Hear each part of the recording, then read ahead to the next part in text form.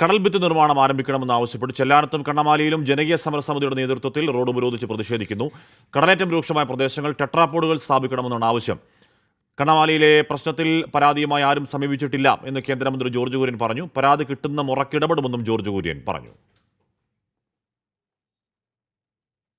അശ്വിൻ ബാലാഴി വാർത്തയിൽ. അശ്വിൻ, ഇപ്പോൾ ചെല്ലാനം മുതൽ കുറച്ച് ദൂരങ്ങൾ ടെട്രാപോഡ് അവിടെ ഈ കടലാക്രമണത്തിന് ഒരു ആശ്വാസമുണ്ട്. അപ്പോൾ ഈ ബാക്കി സ്ഥലത്ത് കൂടി ടെട്രാപോഡ് ഇടണം എന്ന് ശരിയാവണ്ണം ആവശ്യം ഉന്നയിക്കുകയാണ് അവിടുത്തെ ആൾക്കാർ. അശ്വിൻ,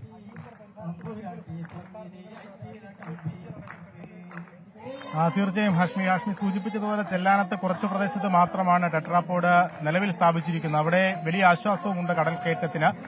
സമാനമായ രീതിയിൽ മറ്റിടങ്ങളിലേക്ക് കൂടി അത് തുടരണം എന്നുള്ളതാണ് ഈ ജനകീയ സമരസമിതിയും ഇവിടുത്തെ നാട്ടുകാരുമെല്ലാം ആവശ്യപ്പെടുന്നത്. അത് ഫണ്ടിന്റെ ഒരു പ്രശ്നം കൊണ്ടാണ് ബാക്കി സ്ഥലങ്ങളിലേക്ക് ടെട്രാപോഡ് നീട്ടാനാവാത്തത് എന്നുള്ളതാണ് സർക്കാർ ഔദ്യോഗികമായി സമരസമിതിക്ക് നൽകിയിരിക്കുന്ന വിശദീകരണം. എന്തായാലും അത് മുന്നോട്ട് കൊണ്ടുപോകാത്ത പക്ഷം തങ്ങൾക്ക് ഇവിടെ ജീവിക്കാൻ കഴിയാത്ത ഒരു സാഹചര്യമാണ് നിലവിൽ എന്നുള്ളതാണ് ഇവർ പറയുന്നത്. രാവിലെ 6 മണി മുതൽ ഈ സമരത്തിന്റെ ഒരു ആദ്യഘട്ടം തുടങ്ങിയതാണ്.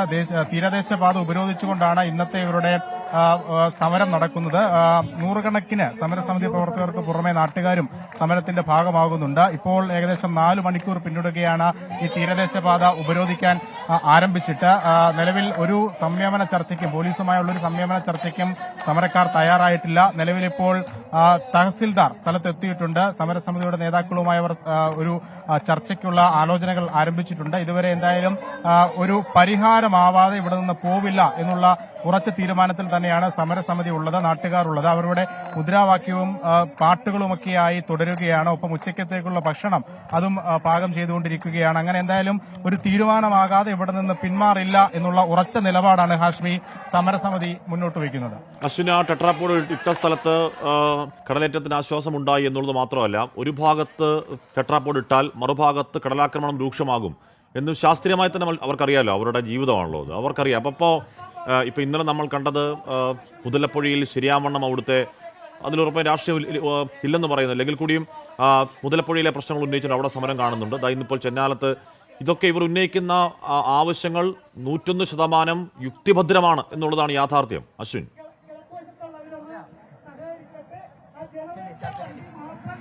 തീർച്ചയായും ഇവർ ഈ കഴിഞ്ഞ കുറെ വർഷങ്ങളായി, കൃത്യമായി പറഞ്ഞാൽ 1714 ദിവസങ്ങളായി ഇവർ ഈ സമരം ആരംഭിച്ചിട്ട് എന്നുള്ളതാണ് ഏറ്റവും പ്രധാനപ്പെട്ട കാര്യം.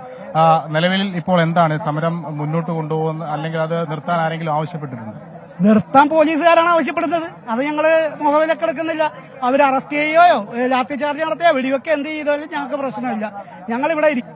അതാണ് ഞങ്ങളുടെ തീരുമാനം. സമരത്തിനൊരു അവസാനം, അതായത് 6 മണിക്ക് ഇത് അവസാനിച്ചിട്ട് എന്താ കാര്യം? വീട്ടിൽ പോയിട്ട് എന്താ കാര്യം? പിന്നെയും ഈ കളൽ വെള്ളം തന്നെ കയറണ്ടേ? അപ്പൊ അങ്ങനെ വീട്ടിൽ പോയിട്ടൊന്നും കാര്യമില്ല.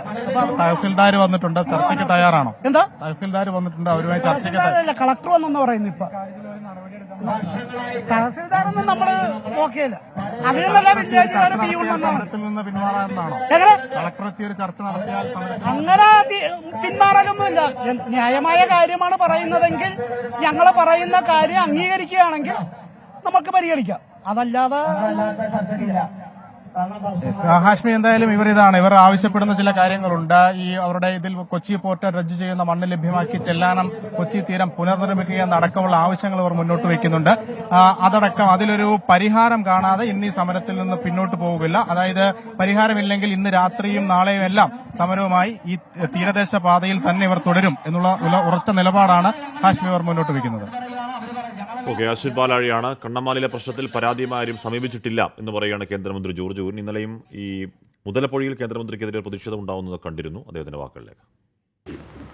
അതിനെപ്പറ്റിയുള്ള കാര്യങ്ങൾ ബോധ്യപ്പെടുത്തുന്നതിനനുസരിച്ച് അവരാരും എൻ്റെ അടുത്ത് വന്നിട്ടില്ല. അതിൻ്റെ കാര്യങ്ങൾ പഠിച്ചിട്ട് നടപടിയെടുക്കും. പ്രതിഷേധങ്ങൾ ഉണ്ടാവുന്നത് സ്വാഭാവികമാണ്. കാര്യം അത്രത്തോളം തീവ്രമായ ജീവിത യാഥാർത്ഥ്യങ്ങൾ കൂടി കടന്നു പോകുന്ന ഒരു ജനതയാണല്ലോ തീരദേശ ജനത. അതുകൊണ്ടാണ്.